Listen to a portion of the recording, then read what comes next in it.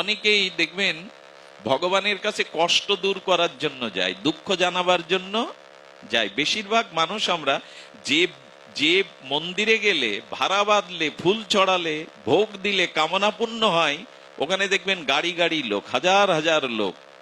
কিন্তু 200 বছরের প্রাচীন একটা বিগ্রহ আছে, মন্দির আছে সেখানে, কারণ ওখানে কামনা পূর্ণ হয় না। দেখবেন ওইখানেই ভিড় লেগে গেছে। সাধু সঙ্গে হরিকথাতে এলে ভবরোগ দূর হয়, এখানে লোক খুব বেশি আসে না। কিন্তু ঝাড় ফু মাদুলি তাবিজ যেখানে, দেখবেন হাজার হাজার লোক সেখানে। মানুষ আসলে কামনা বাসনা পূরণের জন্যই সকাম চিত্তবৃত্তিতে ভগবানের কাছে বেশি যায়। বলে এই লোভ লালসার জন্য ভগবানের কাছে আসতে নেই। আচ্ছা, দুঃখ দূর করার জন্য, কষ্ট দূর করার জন্য আমি অনুরোধ করছি, কেউ ভগবানের কাছে যাবেন না। কারণ ভগবান কাউকে সুখ বা দুঃখ এদের কর্মফল থেকে আসে। সুখ বা দুঃখ দূর করবার জন্য কেউ ভগবানের কাছে যাবেন না, কারণ এটি ভগবান থেকে আসে না, আপনার কর্মফল থেকে, প্রারব্ধ থেকে সুখ বা দুঃখ আসে। আচ্ছা, দুঃখ দূর করার জন্য, সংকট দূর করার জন্য আপনি যদি রঘুপতি রামচন্দ্রের কাছে যান, তাহলে রাঘবেন্দ্র বলবেন, আগে আমার দুঃখগুলোর লিস্ট তোমায় দিচ্ছি, তারপরে দেখো তুমি আমার কাছে দুঃখ দূর করতে চাও কিনা। বলো কি লিস্ট? বলে শোনো, আমি যেদিন রাজা হব সেই দিন আমাকে বনবাসে যেতে হলো, আমার যাওয়ার কারণে আমি পিতার মৃত্যুটাও দেখতে পেলাম না। আচ্ছা, বনে গেছি, আমার স্ত্রী হরণ হলো, সীতা হরণ হলো, তারপরে লক্ষণের শক্তিশাল, আমিও নাক পাশে বাধা পড়লাম, বনে বনে কেঁদে কেঁদে স্ত্রী হারা হয়ে ঘুরতে হয়েছে। যুদ্ধ শেষে যখন এলাম, সুখের মুখ কি দেখবো, সীতাকে তখন আবার বনবাসে দিতে হলো প্রজাদের কারণে। নিজের পুত্র কন্যা জন্মালো তপবনে, তাদের মুখও আমি, পুত্রর সাথে আমাকে যুদ্ধ করতে হয়েছে। আর যখন পুত্রের মুখ দেখলাম, তখন আমার নিত্যলীলা শেষ। আমার দুঃখগুলোর লিস্ট দেখো তো, তোমার আছে কিনা এতগুলো দুঃখ। ভগবান যদি দাবি করে রামচন্দ্র, আচ্ছা শ্রীকৃষ্ণের কাছে জানতো, ওনার লিস্টটা দেখুন। ভগবান বললেন, তুমি তো কোনো গৃহে জন্মেছ, আমাকে কারাগারের মধ্যেই জন্মাতে হয়েছে। আমার প্রথম জন্মটা কারাগারেই, আমি জন্মেছি কারাগারেই। এরপর বৃষ্টি ভেজা রাতে কত কষ্ট করে পিতা রেখে এলো, 6 দিনেই আমাকে বিষ খাওয়াতে এলো পুতনা। হ্যাঁ, এরপরে সারাটা জীবন তো ওই যুদ্ধ বিগ্রহ, হ্যাঁ, শত্রুর মোকাবেলা করতে করতে গেছে। শেষে আমার বংশের ধ্বংস আমাকে সচক্ষে দেখতে হয়েছে। আমার নিজের পুত্র শাম্ব, সে কিনা ঋষিদের সামনে মানে পুরুষকে মেয়ে সাজিয়ে বলে, দেখা তো এর পেটে কি হবে, ছেলে নামে আমার ছেলে। সারাটা জীবন যুদ্ধ, আমার ছেলে প্রদ্যুম্নকে নিয়ে গঙ্গায় ফেলে দিল, ওরা নদীতে ফেলে দিল। জানেন, যীশু খ্রিস্ট যেদিন জন্মেছিলেন, মা মরিয়ম আঁচল পাতার কাপড় ছিল না, ঘাস বিছিয়ে দিয়েছিল, ওর ওপরে রেখেছিল যীশু খ্রিস্টকে। নিমাইয়ের দুঃখ দেখুন, বাবা মারা গেল ছেলেবেলায়, তাই না? সারা জীবন মহাপ্রভু কেঁদেছেন।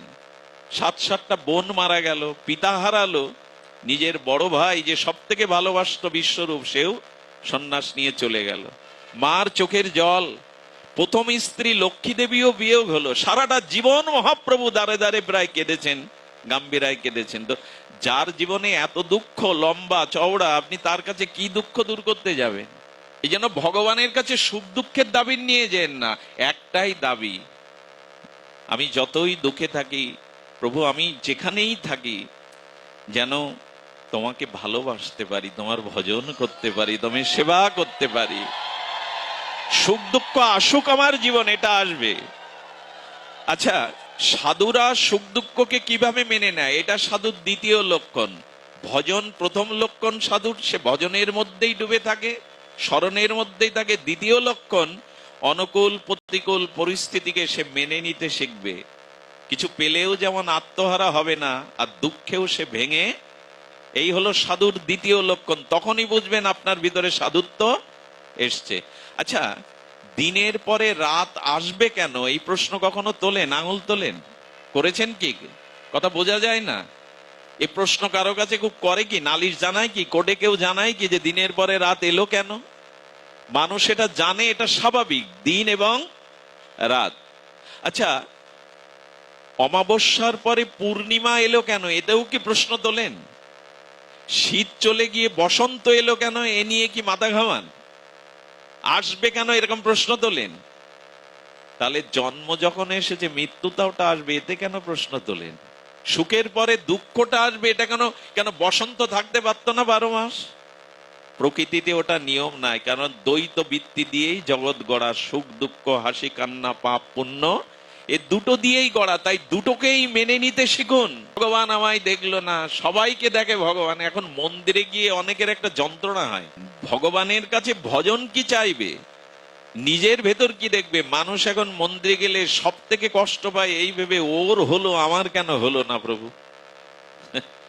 এই যন্ত্রণা মানুষের। প্রভু ওর দিকে তোমার দৃষ্টি, আমার দিকে তোমার দৃষ্টি, এগুলো উচিত নয়। মন্দিরে গিয়ে এই জাতীয় ভাবনাটা মন্দিরকে, আপনার হৃদয়কে কলুষিত করবে। ওর কেন হলো, আমার কেন হলো না। আমি এই জন্য বলবো, সব পরিস্থিতিতেই রাজি থাকুন। আপনার মতো করে পৃথিবী চলবে না, এই পৃথিবী ও দিয়ে গড়েনি। পৃথিবীর একটা নিয়ম হলো অনুকূল প্রতিকূল পরিস্থিতি। সবকিছুকে ভগবানের কৃপা মনে করে যদি ধৈর্য ধরে থাকতে পারেন, এটাই সাধুর দ্বিতীয় লক্ষণ। অনুকূল প্রতিকূল, সুখ দুঃখ, জন্ম মৃত্যু আসবে, কিন্তু আপনি স্থির থাকবেন। দৃশ্য বদলাবে কিন্তু দ্রষ্টা বদলাবে না। পৃথিবী বদলাবে কিন্তু আপনি বদলাবেন না, আপনি তো স্থিতিই আছেন। এই জন্য এই ক্রম বিবর্তন, এই অনিত্য কাল কবলিত সংসারের অনেক কিছুই ঘটবে, পরিবর্তন আসবে, শীত আসবে, বসন্ত আসবে, সুখ আসবে, দুঃখ আসবে। এই জন্য তো গীতার এই বাণীগুলো ভালো করে দেখতে হয়। শীতোষ্ণ সুখ দুঃখেষু সমসঙ্গ বিবর্জিত। কে আমার ভক্ত, ওখানে কি তিলকমালার কথা গীতায় বলেছে 12 অধ্যায়ে? কে আমার প্রিয় ভক্ত, এই লক্ষণ বলতে গিয়ে কোনো পোশাকের কথা বলেছে ভগবান? কি বলেছেন?